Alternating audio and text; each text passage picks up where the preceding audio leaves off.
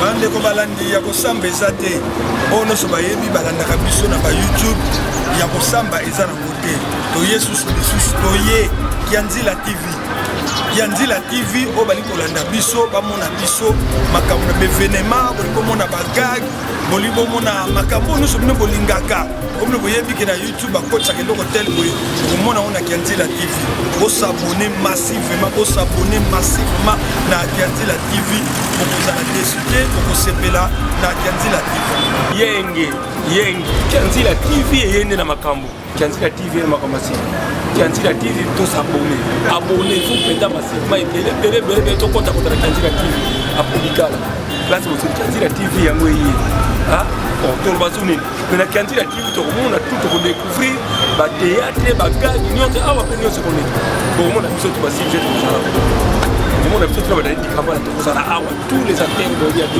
ko na Kianzila TV et na formule biso ko Kianzila TV c'est déjà donné.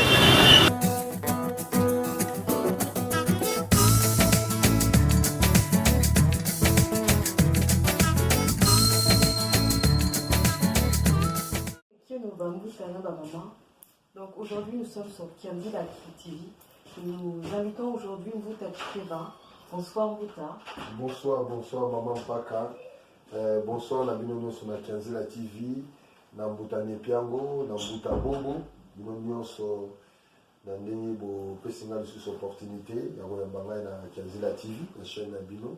Eza pe yangai, ya biso nyonso ba yo to lebela bokoko, bozobi kati na nzela ya bakoko na biso. Merci beaucoup. Merci Mvuta.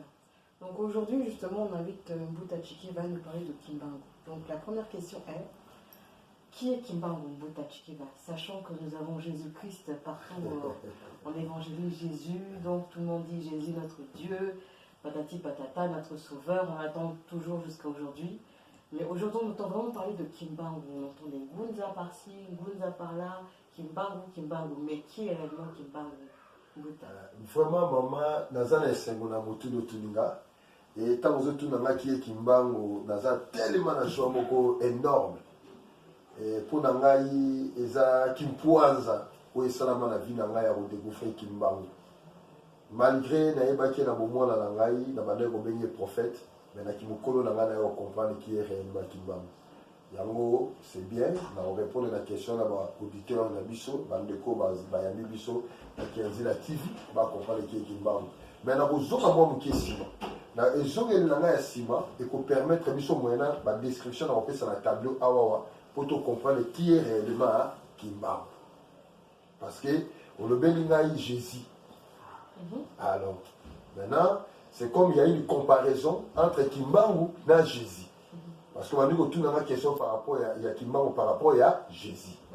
Alors, dans la Kianzila TV, Jésus, oh maman, a tout ningali Kombo, Jésus azali Dieu dans la religion chrétienne. Azali la lumière du monde. Azali celui qui a ressuscité des morts. Azali la vie. Azali le créateur et Amokili manifesté dans Zoto. Babota qui est d'une manière immaculée. Tout ça, c'est que la Bible nous parle d'une personne qui s'appelle Jésus. Il y a beaucoup qui en parlent maintenant, il y a maintenant Kimbangu qui arrive, qui est réellement Kimbangu. Alors, maman, Mouto comme Jésus, d'une manière immaculée. Immaculée, abotami na tatati. Ndenge Bible est ici. Azaki na 12 disciples. À l'âge de 12 ans, à Théaki dans le temple. À ressusciter qui? Ndenge Bible lobi. Aza la lumière du monde. Donc, lumière du monde, il y a le soleil. Il y a mon qui. Bah, célébrer quand il y a Pâques. Pâques, il y a le passage. Il coïncide dans le printemps. Parce qu'il y a un poteau, pendant l'hiver, et c'est dans le printemps des vies sont. Et il y a ta de descriptions dans le Bidambo concernant Jésus. À Botami le 25 décembre. Le 25 décembre. Or, dans l'histoire de l'humanité, il n'y a pas que cette personne qui s'appelle Jésus. Oyo va le bélier dans la description. En Égypte antique, on parlait d'abord de Horus, Yépe Makambo. 5000 ans. Avant ma bête à l'issola, Jésus dans Mokili, 5000 ans, ma bête a déjà Horus. Ça c'est connu. Ok. Ma bête à l'issola à Mitra, 5 siècles avant Jésus. Ma bête à Dionysos, na Grèce, 1000 ans avant Jésus. Ma bête à Attis, encore, avant Jésus. Ma bête à l'issus. D'ailleurs, Jésus va bien Alpha et l'Oméga, Dionysos va bien Alpha et l'Oméga, qui sont les premières lettres et alphabet grec, et les dernières lettres et alphabet grec. Alpha et l'Oméga, la hébreu, Aleph et Tav. Ok. Alors, il y a encore une autre divinité, si je ne me trompe pas, le bélier est sur ma Kamouraza et belé. Bangonio, je m'appelle sur ma description. Et puis, Jésus vient maintenant les derniers. Nara et Bato Nyos. Jésus a les derniers, au bas bételier même, lui solo. Donc, ceux qui te disent que non, moi je ne crois pas à Jésus, mais je crois à Horus, pour les même Mikam. Moi je ne crois pas à Jésus, je crois à Mitra, pour les même Mikam. Moi je ne crois pas à Dionysos, parce que les même Mikam. Moi je ne crois pas à Jésus, je crois plutôt à Attis, à Dionysos, à Mitra, à Horus, pour les même Mikam. Et d'ailleurs, bateau nous sommes à solo là-bas, et bétam avant Jésus. Nous sommes à Bosani Krishna. Dans la régie, à balancer ma photo là-bas. Ma solo là-bas, et bétam avant Jésus, car là-bas, description au lieu. Or, nous sommes à Bazalati, le kola yonanga. C'est lié à astrologie. C'est lié à astrologie. Mais Kimbangu, c'est du vécu. Kimbangu, aza le kola yonanga, amonanaka. Donc, on appelle à Kimbangu, quelle est la description oyo, mais Kimbangu azali. Est-ce que vous comprenez, mon ami? Bah, expliquez-vous, comme quoi par exemple? Alors, batu oyo tout, bazalati, mais même likambo ebetami pona bango. Il y a Horus avant, et le dernier mois la souka na bango, Jésus. Vous savez, Horus, c'est en Égypte, hein? Oui, mais les chrétiens, eux, quand vous dites ça, en fait, ils vont se fâcher, là. Ils vont se fâcher parce qu'ils vont dire, mais pourquoi Jésus, c'est la vie? C'est la vérité pour eux, justement. Mais quelle preuve est-ce que vous avez, justement, pour dire que Jésus n'est pas là? Mais, n'a pas de oui. Na bande lissus. Bateau, n'y a ce momoni. Ma selon la banque, bétama avant Jésus. Et bétama dans ma description. Pour le dire ici, la vie, non? La vie est liée au printemps. La lumière, le soleil donne la vie. La moment, on a même la vitamine D. Pour avoir le soleil, avoir ma casse. C'est ça la vie. Donc, ça, même sur l'électricité, la mort est connue parce que la lumière est la vie. C'est ça qui fait tourner. Le soleil est la vie. Il y a un moment où la description au bateau. Au début, chrétien va au silica. Pourquoi? Parce que Jésus a fait quoi? Au début, il vous dites que Jésus n'a jamais existé. Jésus, c'est la vie, justement. Okay. Alors, maintenant, en tout cas. Maintenant, bango nyonso, tina Jésus, bazalate yonanga. C'est bien, chrétien, on a mis sur au silica. Mais ce qui t'obite n'a pas, ça va démonstration palpable que Jésus a zalaté et que monanga. Pourquoi? Parce que Jésus pour Nazala, Azala Kaka, tant que tu vas comme ma Bible, pour reprendre ma camouya Horus, pour reprendre ma camouya Dionysos, pour reprendre ma camouya Mitra, va reprendre les 4 livres de la Bible, les canons de la Bible, canons de règle. Les 4 livres, il y a Nouveau Testament. Il y a Matthieu, il y a Jean, il y a Luc, il y a Marc. Va reprendre en Wana, va salir biographie, il y a Jésus. Alors maintenant, comme Jésus n'avait pas un visage, il fallait lui donner un visage. Il dit art, il iconographie. Il dit dessin à Jésus. La majorité des dessins à Jésus sont dans l'église.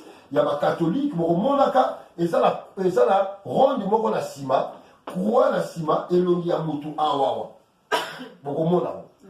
Ça, c'est un dessin à Jésus qui est lié à l'astrologie. Après, maintenant, Jésus est longi. Le col a Yonanga Moussous. Basali Borja, image à Borja, na terre à cinéma. C'est là maintenant le travail de Hollywood qui va faire un grand travail pour à côté de la mitu à battre. ozomona filme mutu bazobomaye bazobete banini. Oui, tu as justement des témoignages des gens qui disent qu'ils ont rêvé, ils ont vu Jésus, ils sont partis, Jésus leur a montré. C'est vrai. Et ça dit pourquoi? Parce que l'effet à la film est mingi. Et quand tu as la subconscient na yo, okolota bandoto que Jésus azalaki. Mais makamo tout eza lokuta bazalaka te. Ce ne sont pas des gens réels. Lokola yonanga. Mais qui mangu bokomona ba même très wana, mais c'est du vécu.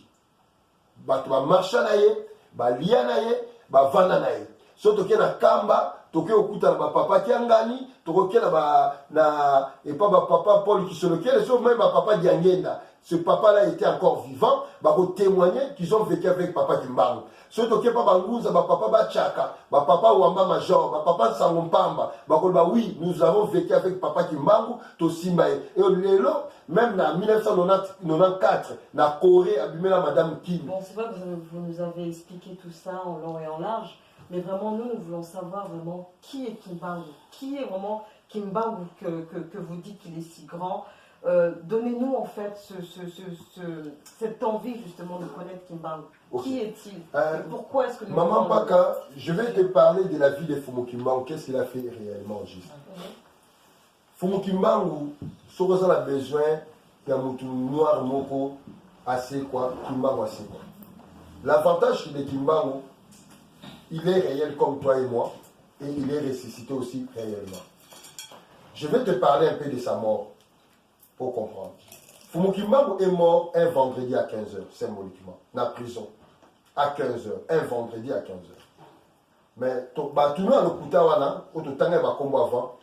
Net moi, la bama souka, on a la ligne sur le temps, il va combo militaire. Est mort aussi un vendredi à 15h. Mais lui n'a pas existé. Mais par contre, Kimbangu existait, est mort le vendredi à 15h. Et d'ailleurs, avant Akoufa, la veille, c'était un jeudi, bah pasteur, il y a un protestant, il y a un catholique, il continue la prison. Il y a un papa, après ça a témoignage, voilà, Zagi Nakacho, papa Moura Mungala. Bah, yé, bah, tout le Fumu Kimbangu, to yé potope sa yo, bénédiction souka. Fumu Kimbangu a le bi, boye bisanga mukolo, jour na air na rokufa, comme ça, mon bénir, bah, koka ete bakri. Aye, bisi, bah, toi, la prison, na rokufa, vendredi na 15h. Mais, kene la Bible, oye bisanga, est-ce que Jésus a le bec à rokufa vendredi na 15h? Exact. Kende de la Bible, dans 4 évangiles, nulle part, Jésus a le bal en koufa à la 15e. Et là, on a le bal en koufa, on a le 3e jour. Le 3e jour, on a fait à Kokate, à koufa vendredi, dimanche, na 5e, on a fait à Azate. Même 2 jours après, on a fait ça à Moté. Pour que ça 2 jours, il fallait à dimanche, na 15h. Pour que ça 3 jours, il fallait à lundi, na 15h. Mais Fumu Kimbangu, à le bâté, Mikolo, au sein de séjour de mort. Mais à le bas uniquement, na koufa vendredi, na 15h. Et ça, m'a fait bongo. Na mission à Batou, à Betty de Boumounet 3 fois. Pam, à Lali, la Kimia, le Kola Moutazate. Bazu et Bembenaye, ba memi à mon hôpital, bi Bembe la Mouki, ba Beli Paye, ba Biki. Samedi, ba y'a ça la autopsie. Ba Fongo li Boumounet, ba Kouta li Boumouya, moi la popi, et l'autre zanité. Ni nele li kila bango. Bazu corps wana ba keko kundamo le même samedi. Ba tche ba soda 16 na tombo ba kengela. Ozomon. Vendredi ta ba koufi yengi koloba akufi na 15h donc koloba 6h. Dans le soleil là li. Pour soleil là la kakana 6h ya pourquoi. Ba keko tchela 16 soda et c'est une 7. Il a fait son travail. Les chiffres 700 bois il travail. Et dimanche, na 10h, à la Mouki, Bamouni le Lungia Soda, 10h, 1, le Zola. Je suis le véritable Zola, le véritable maman, Ngangou Dinabino. Alors, Baromon est sur la midi, na Kishasa, chiffre 3, 1 plus 2, ça fait 3. Alobi, c'est moi, le Kwatulendo. Mpungu, Tulendo, Makuku Matatu. Kwatulendo, c'est lui qui détient les 3 pouvoirs. Ah mais c'est moi qui détiens les 3 pouvoirs. C'est moi le véritable Ngoudi. C'est moi le véritable maman. C'est moi le véritable soleil mère. Vous imaginez? Le même Fumu Kimbangu. Atambola likolo ya mai. Mais yo na Jésus na bino bolandaka babi les eaux de la mer. Oh mer ezala raté la Palestine. Zomoni atambola. Mais Kimbangu atambola likolo ya mai. atamana ba chaîne na ye azotambola aye atali ba chaîne longo yango moko et se poser likolo ya mai ezindi te abimisi savon asokoli abimisi serviette na mai bisimi bya maza bapesi ya pamusi bisimi bya maza ta bufumu azosokola bazotongele lamba fumu kimbango opesanga liboma batongele lamba bimisi yango alati yango atali ba chaîne pe zongi na nzoto na ye yango moko est-ce que mutu abongo bokangi ye? Il fait un peu ce qu'il veut, j'ai l'impression. C'est pour ça que les sous makambo tuninga kimbango asala nini na mbanza ngungu po azalaki na ye aza awa na kasho bokomona bisika 50 batieli ye poison na pigeon balambi pigeon ya kitoko pigeon wana balambi yango kitoko ya kosakana te batia yango poison atali pigeon abi pigeon aza na problème note lamuka kende na yo pigeon kei kimbango apesa Afrique mobimba indépendance kimbango amona na 42 pays africains kimbango asala 13 prisons à même moment les chiffres est donc pour nous comprendre que kimbango c'est du vécu bon on a ba très wana ou ya quelque très wana na fumu kimbango yango na ina démontrer na répondre à la question là yo qui est kimbango réellement. Oui, justement, parce que Jésus, il a fait des miracles. Merci, nous avons maman. un miracle de l'eau. Merci, il a sorti les morts, ils sont devenus vivants. Il a multiplié les pains, les poissons, il a marché sur l'eau. Merci vraiment Qui est Kimbango? na éloge, na apologie, nous sommes à Jésus. Maintenant, na robanda kubana na fumu kimbango pona na makamune sur éloge sali pona Jésus na démontrer que kimbango c'est au-delà de ça. Na robanda d'abord na kombo na kombo kimbango. Allons-y alors. Ba tout nyonso dia ntungunwa mususu boye mvuluzi c'est bien. Mais ba koko na biso tant ba benga ki baba kimbango fula mwana. Kimbango fula bevo. Avant ba kimpa vita ba botama. Kombo ko banda ko benga mo déjà. Qu'est-ce qui se cache na kombo? Rien ne peut exister sans un nom. Donc la création existe que par les noms. Le nom c'est l'acte de création. Tu ne peux pas créer quelque chose sans un nom. Et Nzambi lorsqu'il se révèle, il se révèle au moyen d'un nom. Et ce nom-là n'est pas un nom propre. C'est un titre. Le nom Kimbango n'est pas un nom propre. Et ça, le nom est famille. Et ça, non, il y a un boité. Sauf que même dans la vidéo, papa Diangue dans le bas, papa Nangai a payé moi dans mon côté Combo Kimbango. Déjà, sauf que dans Congo, bon, la montagne, Mbango. Ezali. Donc le nom Kimbango n'est pas comme un nom Chikeva, n'est pas comme un nom Mpaka, non comme un Triangle, n'est pas un nom de famille quelconque. Le nom Kimbango, c'est un titre, on dit papa, maman, tobi tata, muta. Le nom Kimbango, c'est la tribu manifestée en Zambie. C'est un nom par lequel le créateur s'est révélé dans un contexte mokoboy. Yango a. Tu as qui, tu as mba, tu as ngu. Trois concepts zawana. Il y a le qui, tu as 2 ans, tu as il y a le mba, tu as 3 ans, tu as il y a le ngu, il y a ngu dit à maman. Donc par là, je dirais ceci. Ce nom signifie le révélateur des mystères cachés. Nzambi est le mystère caché. Donc Kimbango signifie le créateur qui est le mystère caché et révélé. Comme on le révélateur des mystères cachés. Mais qu'est-ce qui est révélé là? Le créateur se révèle comme étant Mbangu. Il y a un ça qui? Le tout. Tant qu'on passe dans le exemple, qui passe dans le aïe. Parce que l'information est loin dans le qui passe et pas dans les autres mouvements. Aïe.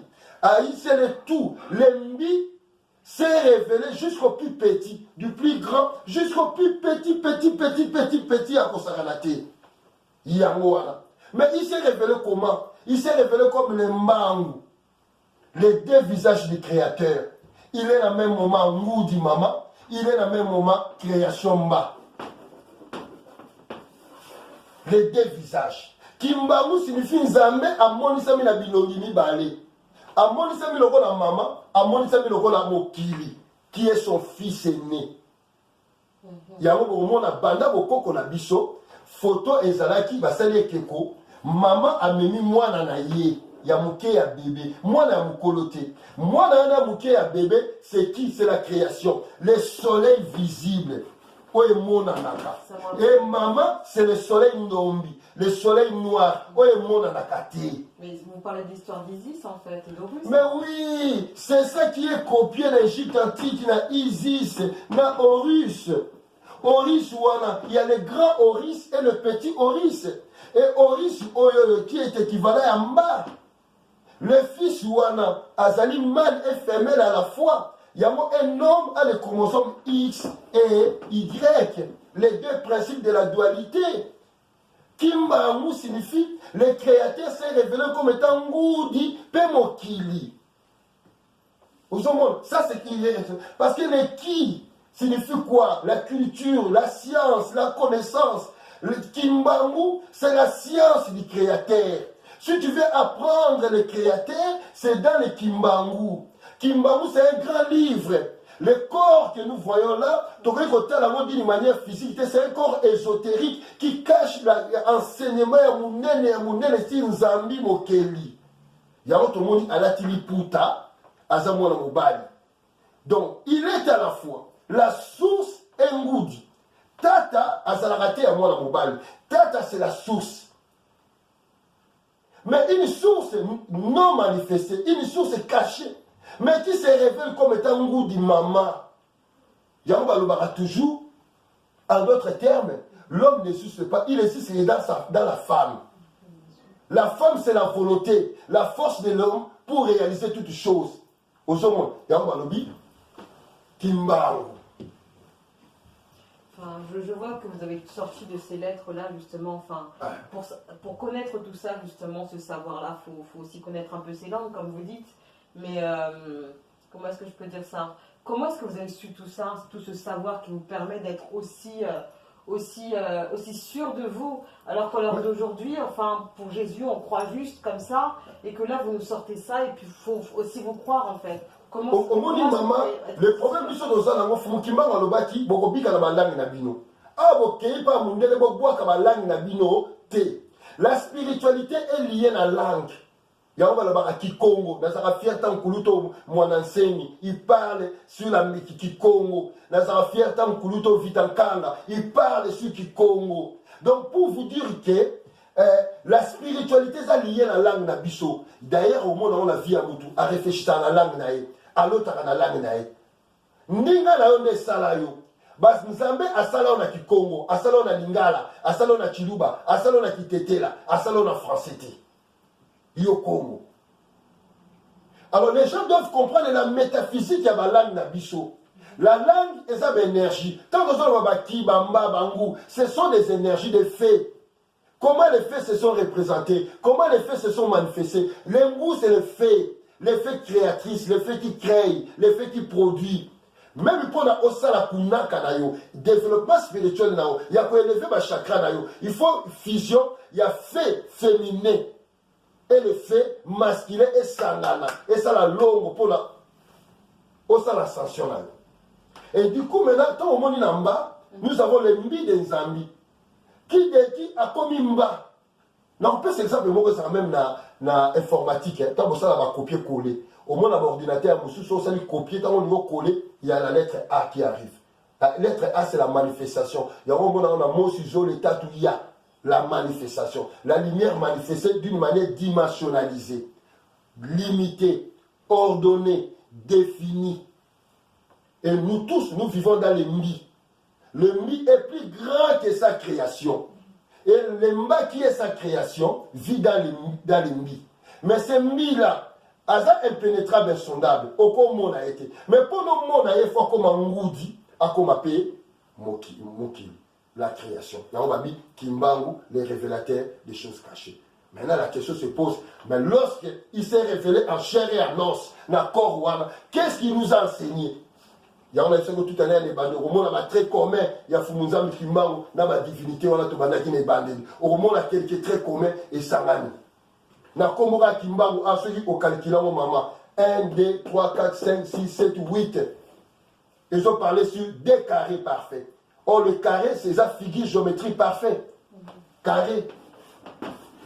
1, 2, 3, 4. Il y a ça là 8. Donc, des carrés. Superposés, Nicolo. Aux hommes. Donc, moi, si je l'état où il y a, Ya, c'est la lumière manifestée. Il est 2 fois le soleil manifesté. Tu peux imaginer. Donc, dans tout ça, en fait, vous dites que Kimbangu, en réalité, c'est comme on dit en Kikongo, le Zola, en fait. Kimbangu, c'est le Zola, le Ngoudi. Déjà, le fait que le Ngou et le Mba, Nzambi s'est révélé comme étant le Ngou et le Mba, il y a la fusion des 2 principes, la dualité. Il y a le principe mâle et le principe féminin. Donc, Nzambi, dans le Ngou, il dit, Zola. Lorsqu'on le voit les 2 révélés les Kekoana, on voit les Zola. Parce que les Zola, c'est le premier combo ya Nzambi. L'amour. Et ça, combo ya Liboso ya Nzambi. Là, c'est le plus grand commandement. Bon, dans toutes les traditions ésotériques, on parle que de l'amour. L'amour, c'est le 1. Et cet enfant-là qui est la création prend sa vie dans maman naïe. Et toutes les traditions ésotériques vont reprendre. Les Juifs parlent d'Isis et Horus. Les chrétiens parlent de Marie et Jésus. Quelle est la Bible? Au moment où nulle part, Jésus était le fils du Père, était le fils du Saint-Esprit. Or, le Saint-Esprit, c'est la déesse mère.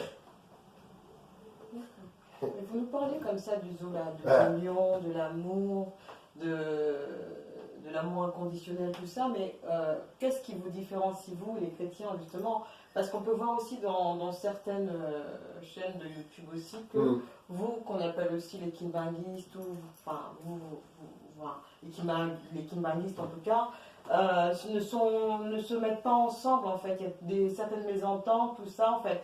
Vous faites à peu près comme les chrétiens et vous voulez aussi, vous aussi, prôner l'amour. Donc pourquoi, enfin, expliquez-nous qu'est-ce qui se passe en ce moment, s'il vous plaît. En fait, maman, il y a le problème d'interprétation et amour. L'homme noir n'a à comprendre ce qu'est l'amour, qu'est-ce qu'est le Zola. Tu ne peux pas parler de Kimbangu ou de la haine na moninga. Tu ne peux pas parler de Kimbangu ou finga moninga. Tu ne peux pas parler de Kimbangu lobi ke ngai na yebi Kimbangu ko le kabatu. Mutu moko ta yeba nzambe ko le kabatu mususu. Nzambe za expérimentation ya mutu na mutu. Kimbangu za expérimentation ya mutu na mutu. Chacun expérimente Kimbangu dans les Zola katinaye. Mutumonta kolo babi ngai ne kolo Kimbangu m'appartient. Ngande fona yebisabino Kimbangu te. Donc ce que vous voulez dire en fait, c'est pas quelqu'un qui va venir à l'extérieur nous dire quoi faire. Non, Kimbangu est en nous. Oui, chacun doit aller l'expérimenter na katinaye. D'accord.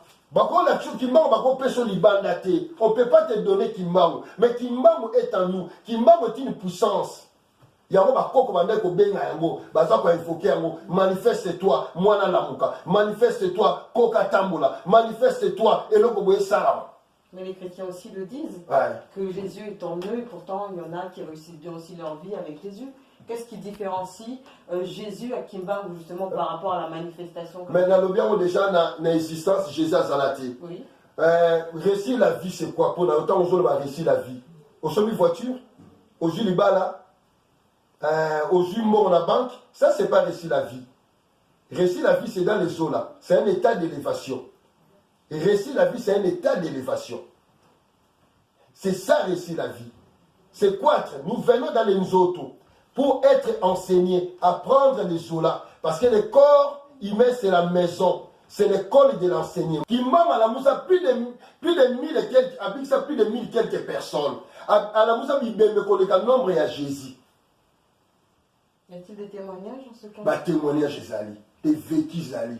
Il y a le coloca qui est là qui chasse à la coloca. Au moment où le coloca qui m'a manifesté le Zalaka.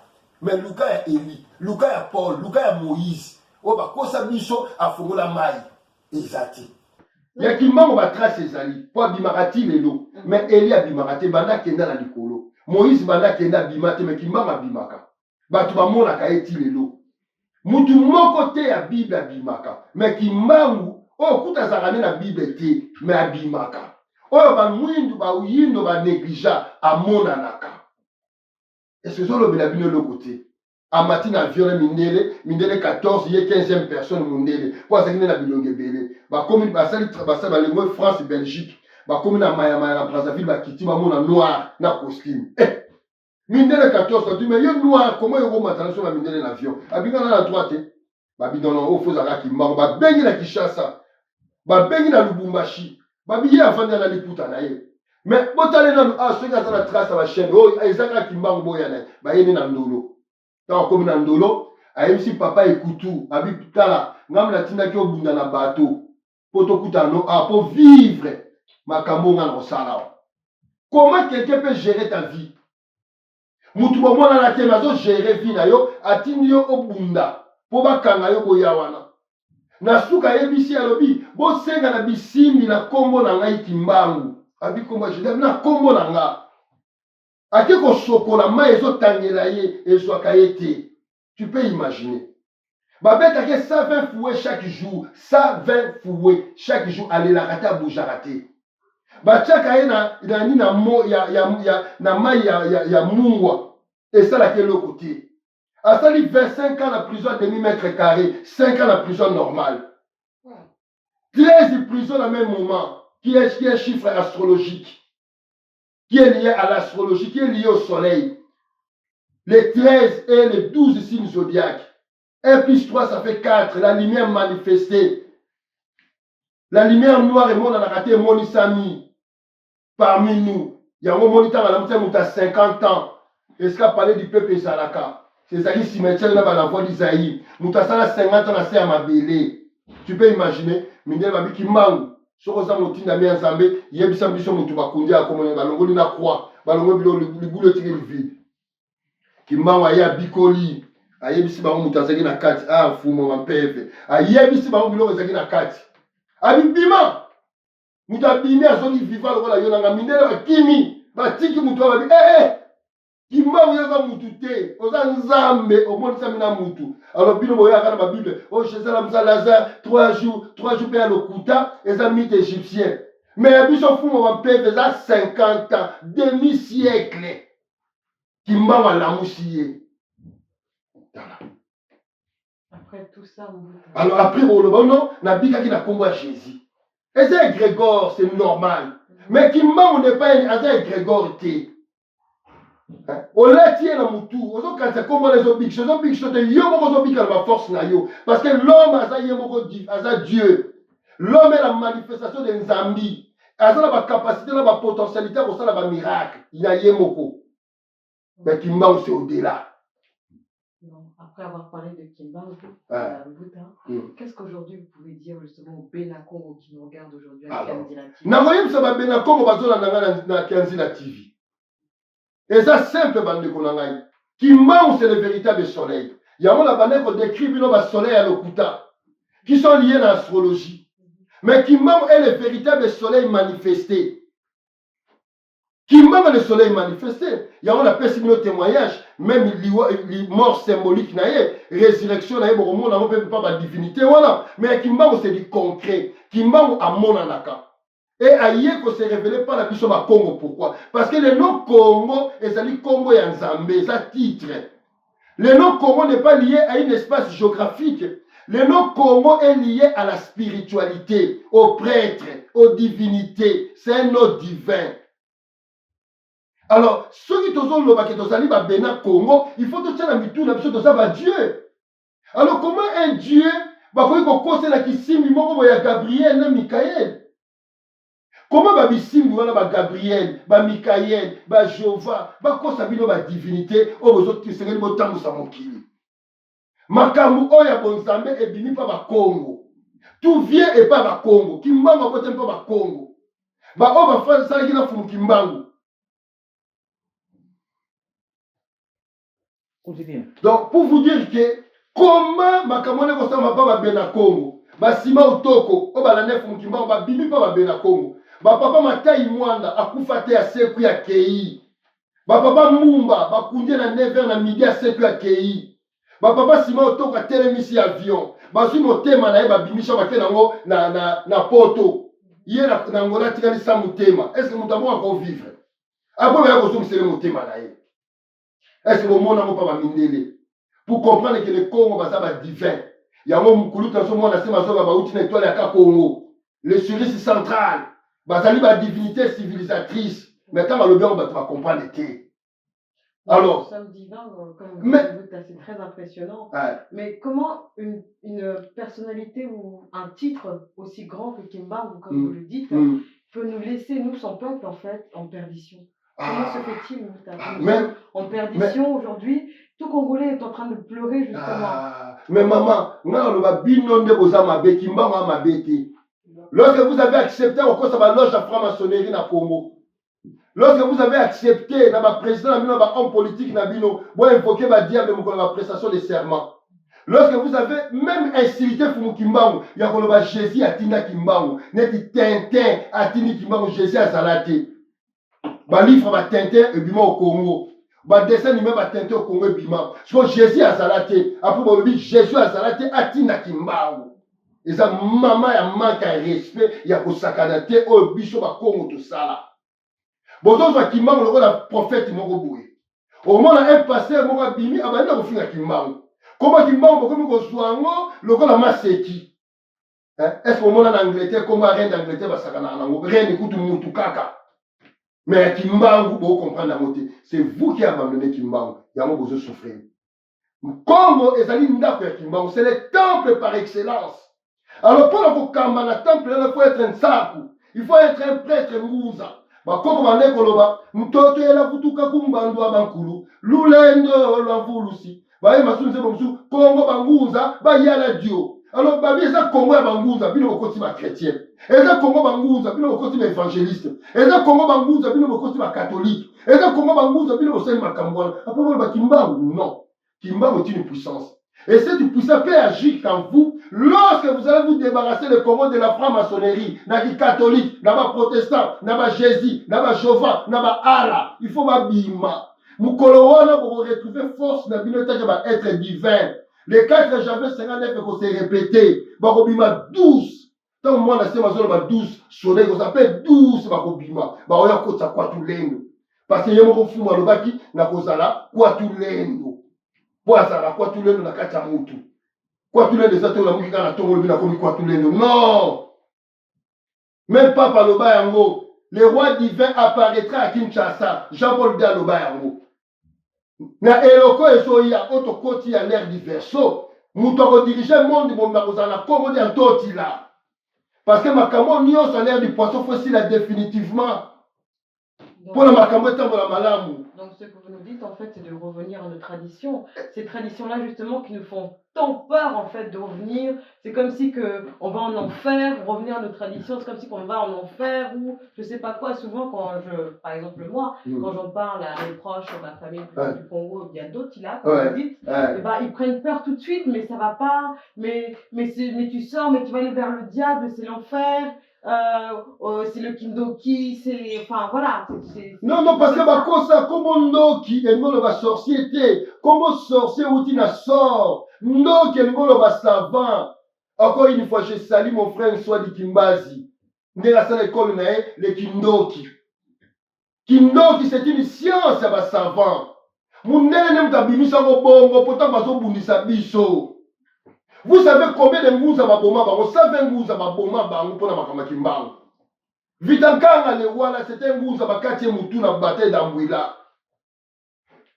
Mindele tango baya bakuta bangouza bakuta ba chrétienté. On a été toujours ngouza. Nous avons perdu notre vraie spiritualité. Et le kingouza ce n'est pas vraiment la spiritualité, c'est au-delà de la spiritualité. La spiritualité étudie l'être. C'est la plus grande métaphysique. Et la Kinguza de Bimisi Babiloko tout. Au moment où on a Kinguza, tant qu'on pas Bangouza, va faire la Mayaka par exemple. Au moment où on va Bouddhiste, va bien avoir Mala et aussi le fond. Mayaka to Monaka. Mayaka, au moment où on pas Bangouza. Je ne sais pas ce qu'il y a nango. Nasaki nango, Nasaki nango, je ne sais pas. Basala Mayaka. Mais pas ma Bouddhiste, au moment où on va bien avoir Mala. Mayaka, faire appel au fait féminin, au Nangu. Yango Mayaka. Au moment où et pas Bangouza, Mayaka. Mais pas ma bouddhiste, ça va bien un mala. C'est connecté au fait féminin. Bah, comme un mot mala. Biso Mayaka. Or, le Kinguza est pendant avant bouddhisme. Nana copié Mouninga. Nana copié Mouninga. C'est le meilleur. Alors, donc tout est clair. Kimbangu n'a pas de problème. C'est l'homme Congo a des problèmes. Afinga Raye. Achola Raye. A besoin de n'importe quoi Kimbangu wana. Tata Liputana na kene wapi. Yango wana. Repentez-vous d'abord, peuple Congo. fait appel à Kimbangu. Bon, quand on a la marche, bon, Mimi et l'on a Jésus a pédé à Borja. Vous croyez être vous libre? Ma Marie a mort à Zarate, vous êtes tambola naïe. Il y a beaucoup fatigué belé la marche. Mais ceux qui vous avez Kimbangu beaucoup fatigué. Pour les soldats bakobima. Abako pour gagner bituma indépendance, il fallait Kimbangu bimisa ba soldats wana. Na regrettant ba papa dernier na bakufa, tous ces gens là qui ont vécu la réalité wana. Il fallait quand même qu'il y ait un grand livre, eux ont parlé de la réalité wana. Le 4 janvier 59, les soldats na mikuse babima. Et justement, pour ceux qui ont envie justement d'en savoir un peu plus par rapport à vos enseignements, qu'est-ce que vous leur conseillerez en fait? Bon, sur l'enseignement si de Kinguza. Parce que moi, je viens parler de Kinguza vrai. Kinguza a Jésus, Kinguza a Jovaté, mais Kinguza de Kimbangu. Pour Yemoko, le premier Nguza, le maman Ngoudi, parce que Nguza est le maman, un prêtre maman. Alors, il y a l'école, le Kilongo, je dirais. Il y a Bishop Angouze, na 29 Rue Le Rose, na Paris 18e. Donc, nous sommes dans une métro, ligne 12 à Kitty, na marche de Romois, au Monango. À Zubi 65, na gare du Nord à Kitty, na Rue Le Rose, au Monango. Donc, ceux qui m'a béni Mouta Nepiango, Maman Bola Titi, Maman Mpaka, Bakoiko Pesa Bango, numéro de téléphone pour qu'on contacter. Là, on a la régie sur permettre en gros numéro de téléphone pour nous contacter. Kilongo Bangouza, c'est là où nous parlons de Kimbangu. C'est là où toujours la Sabatou qui Bonzambi. Bonzambi n'a Bokoko et ça la différence dans le total. Bonzambi c'est dans l'universalité, mais Bokoko c'est dans Mukenango. Merci beaucoup de nous avoir écoutés.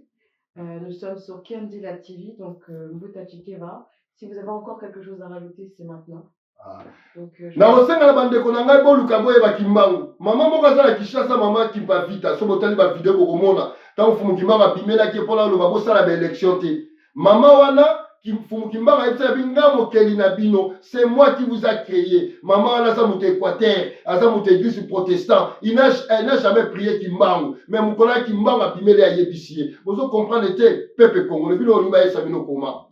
Il n'y a pas de solution na Congo sans Kimbangu. Bon matabo kita. Ceux qui vont yebi Kimbangu te, tozo risqué 2021 to le kayango.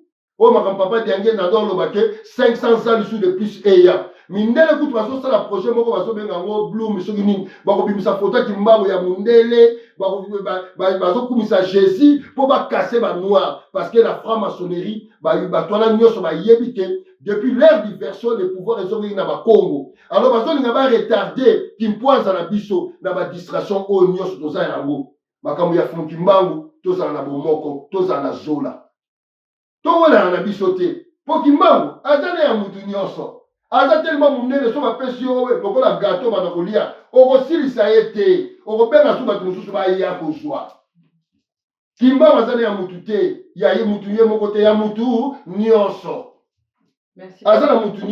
Chacun de nous a une partie à Kimbangu. Il doit aller expérimenter en haut. À comment en haut, à bien fula moana, fula mbevo, à se manifester. Merci beaucoup. Merci pour votre présence. Ouais. Donc c'était Kiandila TV avec Mpaka Mengi, c'est moi-même.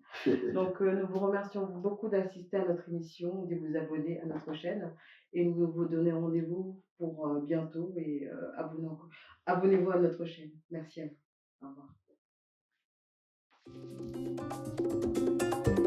Bandeko balandi ya kosamba eza te oyo nyonso bayebi balandaka biso na ba YouTube ya kosamba eza na mote to yesusu lisusu toye Kianzila TV. Kianzila TV oyo bali kolanda biso bamona biso makambo na bevenema boli bomona bagag boli bomona makambo nyonso bino bolingaka omino boyebi na YouTube akotaka eloko tel boye komona ona Kianzila TV. S'abonner massivement, s'abonner massivement na Kianzila TV. Pour vous en décider, pour vous sepela na Kianzila TV. Yenge, Kianzila TV yende na makambo. Kianzila TV na makamasi. Kianzila TV to s'abonner. Abonnez-vous pendant massivement bele to konta contre Kianzila TV. Apobikala. Là c'est votre Kianzila TV yango yi. Ah, bon, tout le bazuni. Mais na Kianzila TV to on a tout pour découvrir ba théâtre, ba gag, nyonso awa pe nyonso ko bon, on a besoin de passer les gens. On a besoin de travailler avec les camarades. Tous les acteurs de la TV, pour les Kianzila TV, il y a une formule. Kianzila TV, c'est déjà des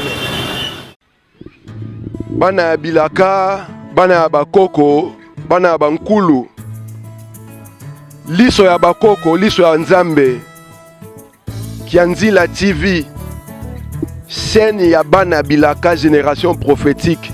Bo s'abonner mingi na YouTube na Facebook. Président pour la Kianzila TV ba président zali peuple nyonso. Bana ya bilaka nyonso bazali ba président. Mais muto azali ko gérer ma solo. Mbutane Mpiangu. Na ye moko vice président Bobo Sem Love. Bo s'abonner na YouTube. Bana bilaka nyonso bato bazana message prophétique ya ko sikola mboka Afrika pe poso moindo. Bo s'abonner na Kianzila TV. Ingeta. Kianzila TV. Bolanda boyoka elinkolo bani chemin. The way to fall our people. Kianzila TV yangonde penza prophétie pona bayindo. Ko réveiller bino ko zonga na conscience. Kianzila TV ne yango penda. Bana mboka bana yake. Sino mko bana kata oyeba. Ngai na zamete maba, shemete maba na kata yake. Nikolo de poate. Natina simbi monopole. Ngai za wana bana mboka na bali Kianzila TV. Fait et kangi masolo, permettez. Balanis. Tobali papa na ngai Kianzila TV suite et fin. Oto c'est la te tolo bela te. Kianzila TV ah super bana mboka.